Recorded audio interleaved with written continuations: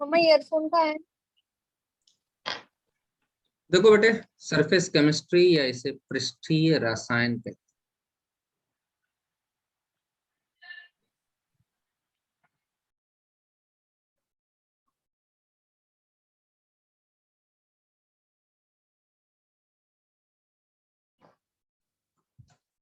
Surface का क्या मतलब? किसी भी सॉलिड या लिक्विड के ऊपर का पार्ट, वो सरफेस। अगर सरफेस पर जाकर पार्टिकल्स अटैच हो रहे हैं, जरा ध्यान से देखिए, इधर मैंने एक फिगर बना रखा है आप लोगों के लिए। इस फिगर में इस सॉलिड सरफेस के ऊपर पार्टिकल अटैच हो रहे हैं। जो पार्टिकल इसको टच कर रहे हैं वो पार्टिकल अटैच हो रहे हैं इस सरफेस पर। लेकिन ध्यान दीजिए, कोई भी पार्टिकल इसके बल्क के अंदर नहीं आ रहा। तो इसका मतलब सारे के सारे पार्टिकल सिर्फ सरफेस पर अटैच हो रहे हैं। वो पार्टिकल्स एडजॉर्ब्ड मटेरियल या एडजॉर्ब्ड पार्टिकल्स कहलाते हैं। और जो पार्टिकल्स इसके चारों तरफ फैले हुए हैं वो फ्री मटेरियल हैं, वो एडजॉर्ब नहीं। इसका मतलब जो सरफेस पर जाकर चिपक रहे हैं या सरफेस पर जाकर अटैच हो रहे हैं वो एडजॉर्ब्ड मटेरियल हैं, but they are not going inside the bulk. ये बल्क के अंदर मतलब सॉलिड के अंदर नहीं आ। इस तरीके के प्रोसेस को एडजॉर्प्शन कहते हैं। The accumulation of the molecular species at the surface of the solid और liquid rather than in the bulk, मतलब बल्क के अंदर नहीं आ रहे, सिर्फ सरफेस पे जाके अटैच हो रहे हैं। जैसे पेंट एडजॉर्ब हो रहा है आपकी वॉल पर, तो वो क्या है? एडजॉर्प्शन। चलिए आगे बढ़ते हैं बेटे। एडजॉर्प्शन के दो पार्ट। जो एडजॉर्प्शन हो रहा है उसके दो पार्ट, एक एडजॉर्बेट और एक एडजॉर्बेंट। मैं वीडियो ले लेता हूं, लेकिन कहीं कहीं मुझे बंद करना पड़ेगा जहां पर मुझे आप लोगों को वो दिखाना है, क्या नाम है, डायग्राम। एक एडजॉर्बेट और एक एडजॉर्बेंट। अब इसको जरा ध्यान से देखिए। जो पार्टिकल जाके सरफेस पर अटैच हो रहा है वो एडजॉर्बेट, और जिस सरफेस से अटैच हो रहा है, जिस सरफेस पर ये प्रोसेस हो रहा है, उसको एडजॉर्बेंट। मान लीजिए वॉल पर पेंट किया जा रहा है, तो जो पेंट के पार्टिकल हैं वो कहलाएंगे एडजॉर्बेट, और जो वॉल है उसके मटेरियल पार्टिकल्स कहलाएंगे एडजॉर्बेंट। तो adsorbate is adsorb on the adsorbent. तो ये लाइन लिख लेनी चाहिए हमको कि adsorbate is adsorb on adsorbent. ठीक, आगे। अगर पार्टिकल सरफेस से बाहर निकल जाए तो इसको डीसॉर्प्शन कहते हैं। बाहर निकलने के कई सारे तरीके हैं। या तो आप किसी फोर्स को लगा के एडजॉर्ब पार्टिकल के सरफेस से बाहर निकाल दो। उस फोर्स में हीट एक अच्छा सोर्स हो सकता है आपका। अगर आप हीट लगाते हैं तो डीसॉर्प्शन बहुत आसानी से हो जाए। अच्छा, जरा इस चीज को थर्मोडायनेमिकली देखना पड़ेगा। तो इस चीज को मैं आपको थर्मोडायनेमिकली दिखाने की कोशिश करूंगा। थोड़ा सा डीसॉर्प्शन, ये मतलब तीनों पार्ट पढ़ लेते हैं, फिर मैं इसको थर्मोडायनेमिकली दिखाऊं। डीसॉर्प्शन मतलब एडजॉर्ब पार्टिकल का सरफेस से बाहर निकलना। अकल्सन, अकल्सन का मतलब होता है गैसियस पार्टिकल्स का adsorption of gases on the surface of the metal. Metal के सरफेस पर गैसियस पार्टिकल का आना अकल्सन कहलाता है। जैसे आपने एग्जाम्पल, इसमें मैं एग्जाम्पल लिखा देता हूं, आपको ज्यादा अच्छे समझ में आएगा। अभी अभी आपने ऑर्गेनिक केमिस्ट्री में एग्जाम्पल पढ़ा है, hydrogen nickel, hydrogen palladium, hydrogen, platinum, ये सारे जो गैसेस हैं जो मेटल सरफेस के ऊपर जाके एड्सॉर्ब हो रही हैं, इसको हम लोग अकल्सन कहते हैं। चलिए अब एक बात देखिए, ये पार्टिकल था एड्सॉर्बेंट, इस पर कुछ पार्टिकल्स जाके एड्सॉर्ब हुए इस मटेरियल पर, मतलब एड्सॉर्बेट, एड्सॉर्बेट एड्सॉर्बेंट पे जाके एड्सॉर्ब हुए, ये तो एक बात हुई। अब मान लो कि हमारे पास मैं इस तरीके का पार्टिकल दिखाता हूं, 3D पार्टिकल दिखाता हूं आपको, एक 3D पार्टिकल मैं आपको दिखाता हूं, इसके सरफेस पे तो जाके एड्सॉर्ब हुए ही, इनसाइड द बल्क भी पहुंच गए बहुत सारे पार्टिकल। तीसरी बात कि 3D में इनसाइड द बल्क पहुंच गए सारे के सारे पार्टिकल, सरफेस पे नहीं है, there is no particle on the surface, सारे के सारे पार्टिकल इनसाइड द बल्क। तीन बात मैंने बना के आपको दिखाई, कोशिश की है, बना तो नहीं सकता भाई, क्योंकि इस तरीके से कैसे दिखाया जा सकता है कि अंदर है बाहर नहीं, ये तो बड़ा मुश्किल है दिखाना। एक एग्जाम्पल मैं आपको बता सकता हूं, स्पंज, स्पंज में पानी अंदर चला जाता है, उसके सरफेस पर नहीं, तो इसमें सिर्फ मैं एग्जाम्पल आपको बता सकता हूं। ध्यान दो, पहला ये है कि पेंटेड वॉल, कोई वॉल है जिसके ऊपर हमने कोई किसी कलर का पेंट किया, ये प्रोसेस एडजॉर्प्शन कहलाता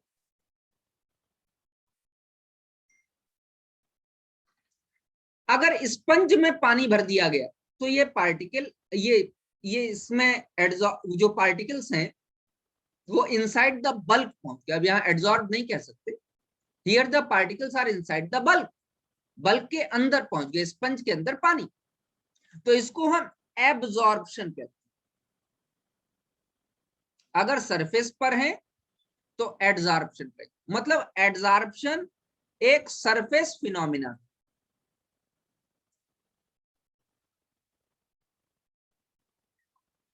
और एब्जॉर्प्शन एक बल्क फिनोमिना।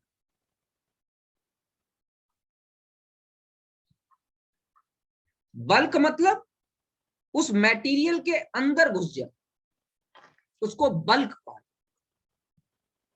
अच्छा, अगर एड्सॉर्प्शन और एब्जॉर्प्शन दोनों एक साथ हो गए तो इस प्रोसेस को सॉर्प्शन कहते हैं, जिसमें एड्सॉर्प्शन भी हो रहा है और एब्जॉर्प्शन। अब इस चीज को थोड़ा सा मैं सिखाऊंगा आपको। तो एब्जॉर्प्शन नीचे लिखा है, the distribution of the substances uniformly through out the bulk, मतलब सरफेस पे नहीं, इसको एड्सॉर्प्शन। जरा ध्यान दें, मैं एक लेके चल रहा हूं।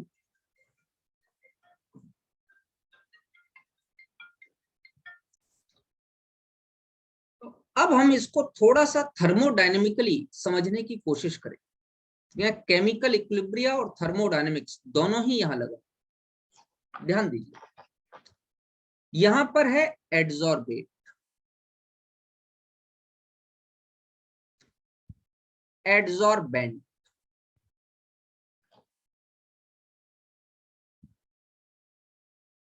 रिवर्सिबल प्रोसेस होगा, और particles, particles of adsorbate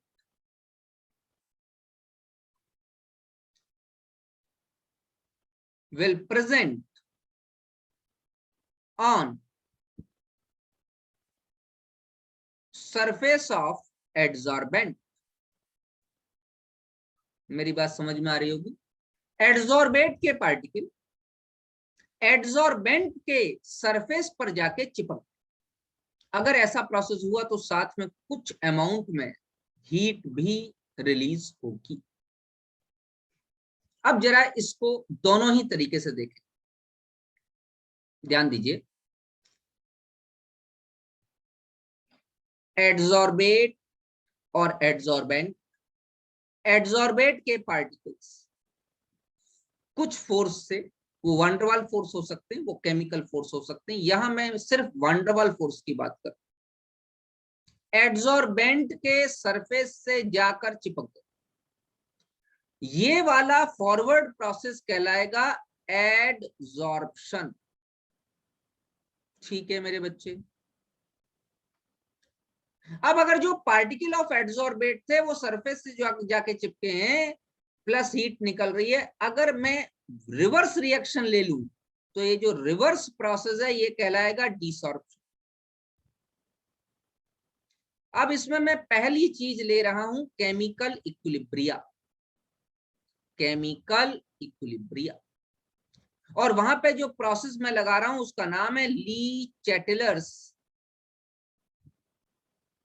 principal, ला शातेलिए का नियम। ध्यान दीजिए, अगर मैं फॉरवर्ड प्रोसेस को ही बढ़ाना चाहता हूं तो मुझे ये जो हीट निकल रही है इसको यहां से गायब कर दूं। अब मैं ऐसा तो कर नहीं सकता क्योंकि प्रोसेस होने में हीट निकलेगी ही निकलेगी, तो कराऊंगा क्या कि एड्सॉर्बेट और एड्सॉर्बेंट का ये जो प्रोसेस हो रहा है, इस प्रोसेस को, फॉरवर्ड प्रोसेस को बिल्कुल भी हीट नहीं दूंगा। इसका मतलब जो एड्सॉर्प्शन का प्रोसेस है वो लो टेम्परेचर पर हो, पहली बात तो ये। इसीलिए मैं कई बार बच्चों को समझाता हूं कि बेटे आप लोग जब घर पर अपने आप किसी चीज पे पेंट करते हो तो उसको सुखाने के लिए धूप में रख देते हो, ये गलत।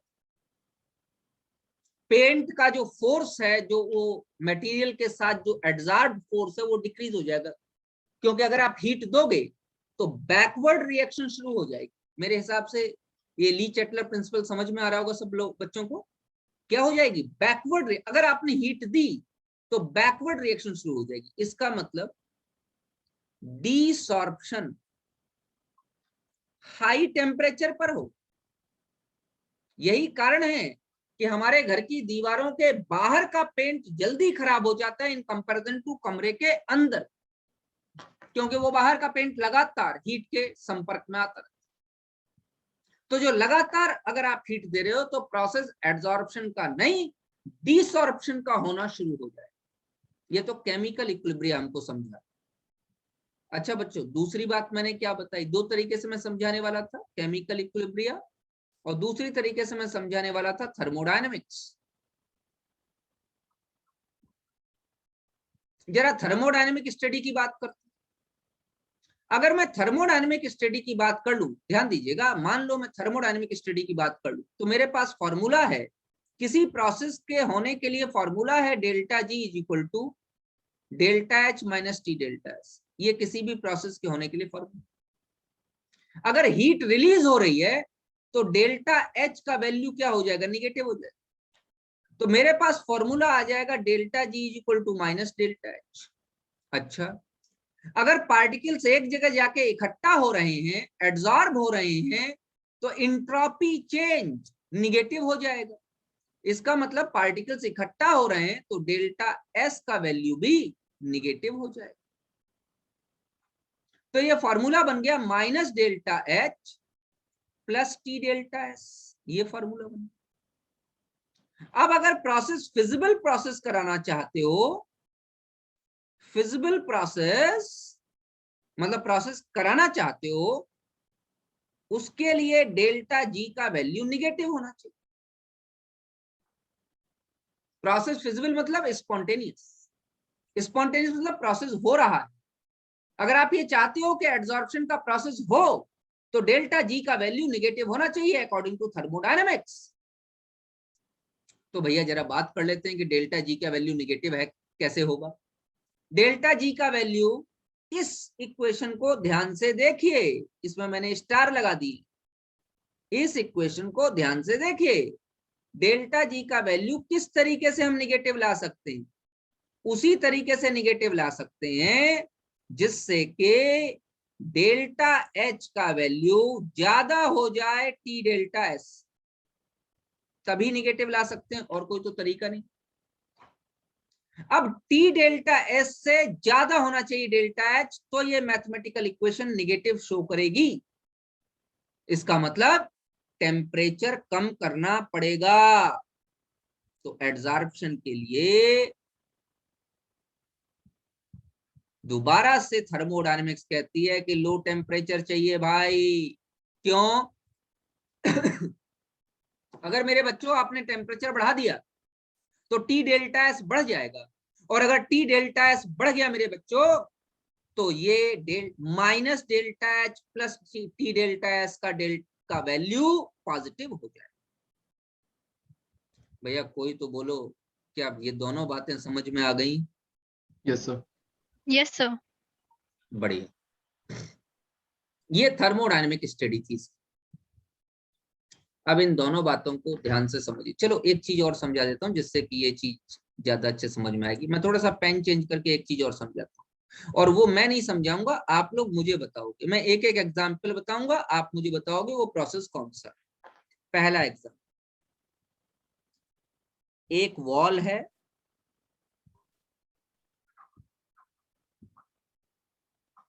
Painted wall. ये किसका एग्जाम्पल? एडजॉर्प्शन का या एब्जॉर्प्शन का? बोलो। एडजॉर्प्शन। एडजॉर्प्शन का। एडजॉर्प्शन। एडजॉर्प्शन का। दूसरा मैंने बताया स्पंज में वाटर। ये स्पंज है मेरे बच्चे। एब्जॉर्प्शन। वेरी वेरी गुड, ये है स्पंज। ये स्पेलिंग होती है ना, स्पंज में वाटर इनसाइड स्पंज।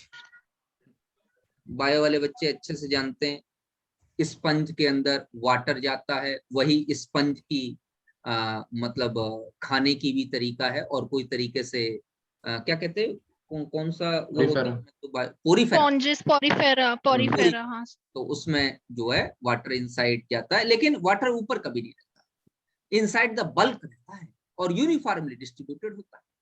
चलिए तीसरा, chalk, coloured chalk. Coloured sir adsorption. Chalk.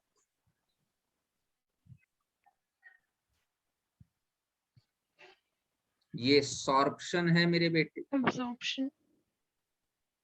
Coloured chalk को तोड़ के देखो, अगर लाल रंग का चौक है तो तोड़ के देखो, वो अंदर से भी लाल होगा और बाहर से भी लाल।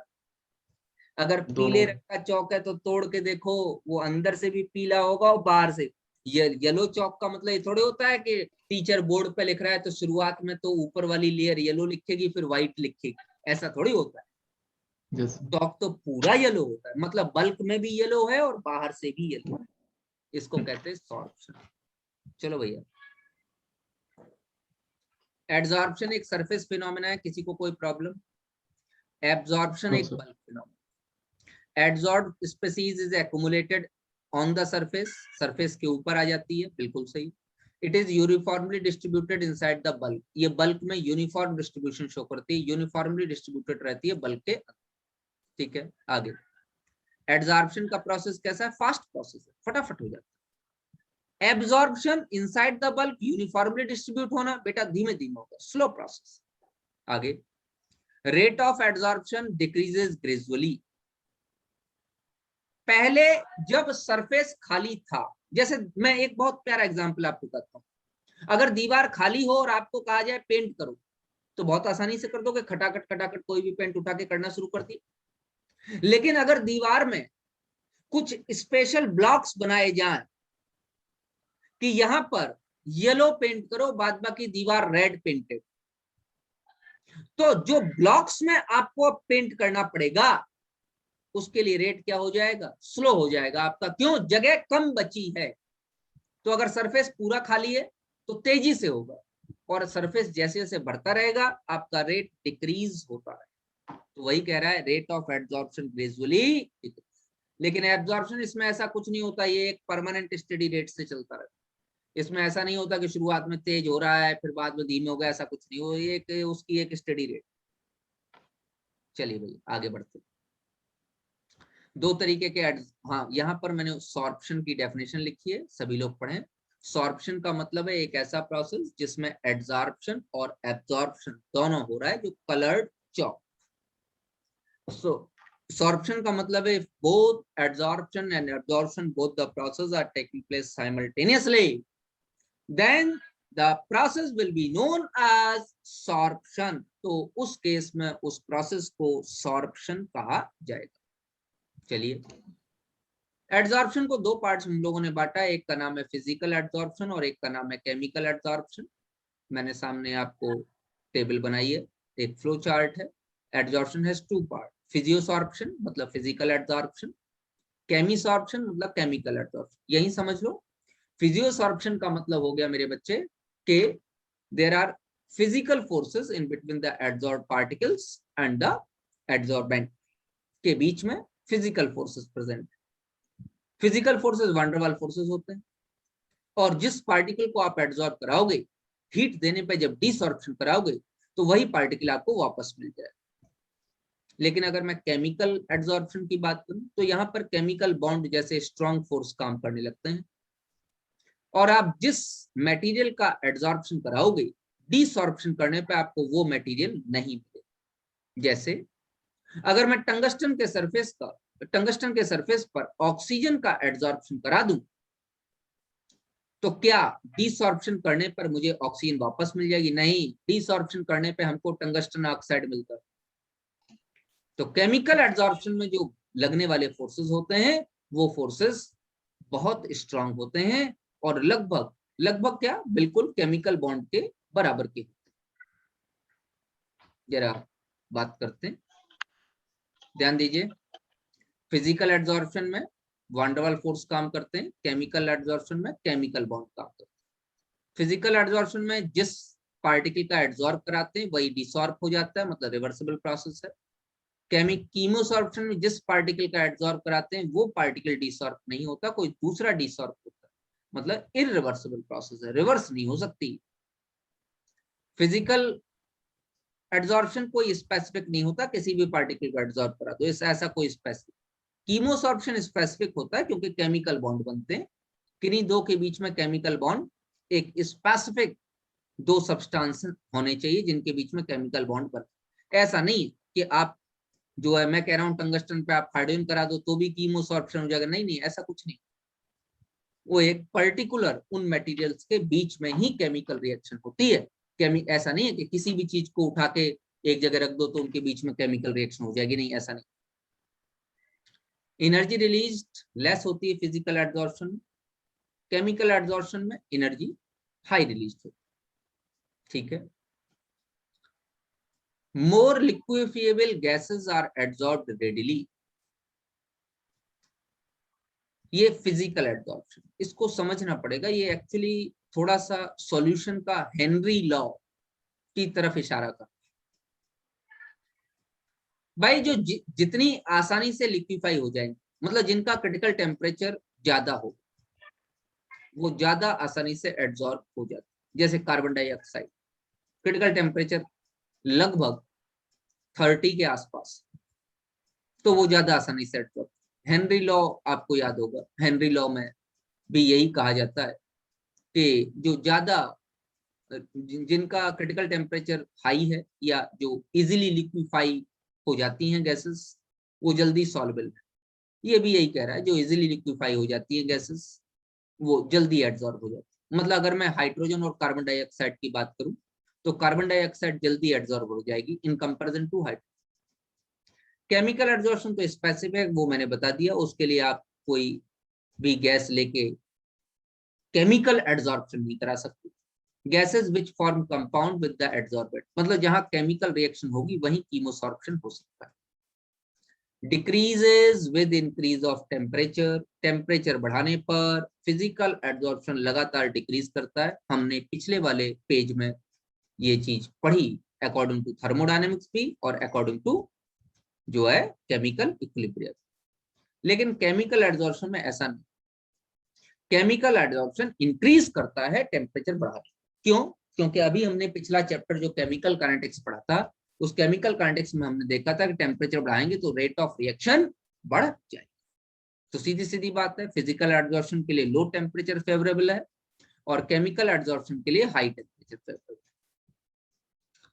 High pressure favours physical adsorption and decrease in pressure causes desorption. जितना ज्यादा प्रेशर लगाओगे एड्जॉर्प्शन उतना बढ़िया होगा फिजिकल एड्जॉर्प्शन। लेकिन अगर केमिकल एड्जॉर्प्शन की बात की जाए तो शुरुआत में प्रेशर लगाने से बढ़ेगा, लेकिन थोड़ी देर बाद डिसॉर्प्शन भी शुरू हो जाएगा। फिजिकल एड्जॉर्प्शन में कई सारी लेयर बन सकती है, कोई केमिकल रिएक्शन होते हैं, एक लेयर पे दूसरी, दूसरी पे तीसरी, तीसरी पे चौथी। फिजिकल एड्जॉर्प्शन मल्टी लेयर, लेकिन केमिकल एड्जॉर्प्शन एक ही लेयर बन सकती है। एक बार टंगस्टन के ऊपर ऑक्सीजन ने टंगस्टन ऑक्साइड बना लिया, फिर आपको टंगस्टन मिलेगा ही नहीं। फिर अगर आप ऑक्सीजन को एड्जॉर्ब कराना चाहते हो तो आपको टंगस्टन के ऊपर एक लेयर मिलेगी टंगस्टन ऑक्साइड की। इसका मतलब एक ही लेयर बन सकती है केमिकल एड्जॉर्प्शन में, मल्टी लेयर्ड फिनोमेना है। Physical adsorption, no activation energy needed. ऐसा कुछ नहीं कि कोई एक्टिवेशन एनर्जी चाहिए। एक्टिवेशन एनर्जी के बारे में भी आप लोगों को आज तो मालूम होगा ही होगा, कल ही हम लोगों ने केमिकल काइनेटिक्स खत्म की है। एक्टिवेशन एनर्जी, कुछ एनर्जी चाहिए जिससे कि प्रोसेस हो सके। ऐसा फिजिकल एड्जॉर्प्शन में कुछ भी नहीं है, वान डर वाल फोर्सेस काम करते हैं। केमिकल एड्जॉर्प्शन में केमिकल बॉन्ड बनते हैं, तो मालूम है रेट ऑफ रिएक्शन पर डिपेंडेंसी, तो यहाँ आरएनएस इक्वेशन काम करेगी और इसको एक्टिवेशन एनर्जी की रिक्वायरमेंट होगी। फिजिकल एड्जॉर्प्शन इंस्टेंटेनियस प्रोसेस है, कहीं पर भी कभी भी कैसे भी हो सकता है, जबकि chemical adsorption very very slow process होता है, धीमे धीमे। ये बेटा फिजिकल एड्जॉर्प्शन और केमिकल एड्जॉर्प्शन के बीच में डिफरेंसेस। अब है एड्जॉर्प्शन आइसोथर्म। आइसोथर्म का मतलब होता है टेम्परेचर इज कांस्टेंट। इस बात को हमेशा ध्यान रखें। इसका मतलब कांस्टेंट टेम्परेचर पर अगर हम एड्जॉर्प्शन को देखना चाहें तो इसको फ्रेंडलिक और लेगम्यूर दो साइंटिस्ट ने समझाया। फॉर्चुनेटली लेगम्यूर आपके कोर्स में नहीं है, इसलिए उसको आपको पढ़ना नहीं, लेकिन फ्रेंडलिक आपके कोर्स में है जिसको आपको पढ़ना। फ्रेंडलिक ने एक एड्जॉर्प्शन आइसोथर्म दी, और फ्रेंडलिक की जो एड्जॉर्प्शन आइसोथर्म थी उसको थोड़ा सा देखें। उसने ये कहा, यहाँ पे थोड़ा सही कर लेना बेटा, 1/2 करो या 1/n कर लो, 2 भी हो सकता है, 3 भी हो सकता है, 4 भी हो सकता है, कुछ भी हो सकता है। फ्रेंडलिक नाम का साइंटिस्ट कहता है कि x/m is the amount of substance adsorbed। जो मैं समझा रहा हूं उसको समझो, ऊपर जो इंग्लिश लिखी हुई है, डेफिनेशन लिखी है, वो काफी आसान है, वो समझ में आ जाएगी अगर मेरी बात समझ में। एक्स क्या है? Mass of adsorbate.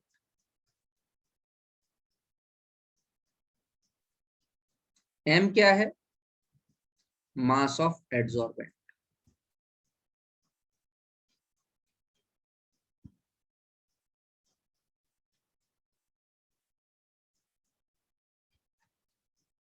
और x/m का वैल्यू क्या है? Amount of the substance एडसॉर्ब।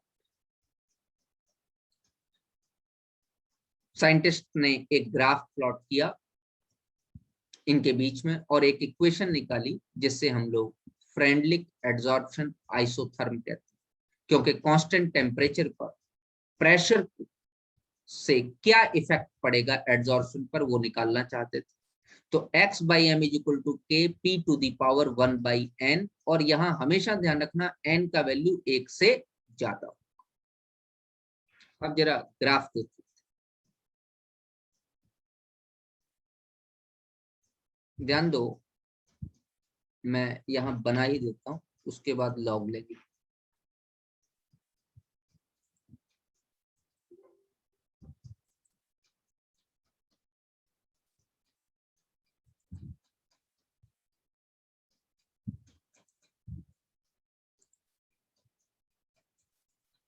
एक ग्राफ प्लॉट करते हैं, x/m और p के बीच।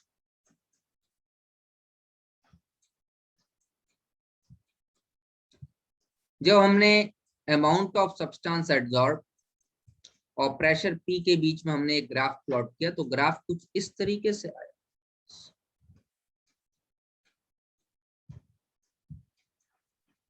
इस ग्राफ का क्या मतलब, इस ग्राफ को देखिए। ग्राफ का मतलब है कि इनिशियली ये लाइन बिल्कुल सीधी थी, मतलब जैसे जैसे प्रेशर बढ़ रहा था x/m भी बढ़ रहा था। तो इसका मतलब लो प्रेशर की जो रेंज है, लो प्रेशर पर x/m directly proportional p to the power 1। यहां आप देख रहे हो कि यहां लगभग लाइन पैरेलल सी हो गई। इसका मतलब high pressure ranges, high pressure पर x/m, अब तुम कितना भी प्रेशर बढ़ा लो, x/m बढ़ने का नाम नहीं लेगा, मतलब p टू द पावर 0 के रेंज में। तो ये जो कर्व दिखाई दे रहा है, ये कर्व इंटरमीडिएट प्रेशर का है, न लो न हाई। तो इंटरमीडिएट प्रेशर पर क्या x/m प्रेशर डिपेंडेंट फंक्शन है? हाँ है, लेकिन क्या कंप्लीटली डिपेंड कर रहा है? नहीं। 1/n का वैल्यू हमेशा ज्यादा होगा, मतलब p टू द पावर 1 नहीं हो सकता कभी, 1 से छोटा ही हो। मेरी बात समझ में आ रही है? p टू द पावर 1 नहीं हो सकता।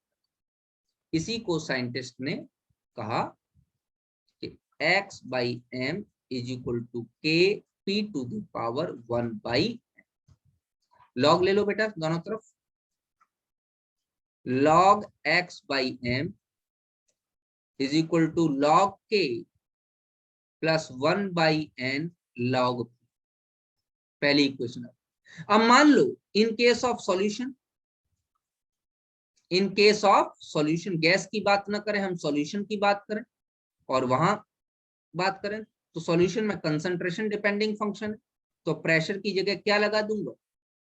Kc की पावर 1/, और उस केस में भी क्या आ जाएगा? log x/m बराबर हो जाएगा log k plus 1/n log c।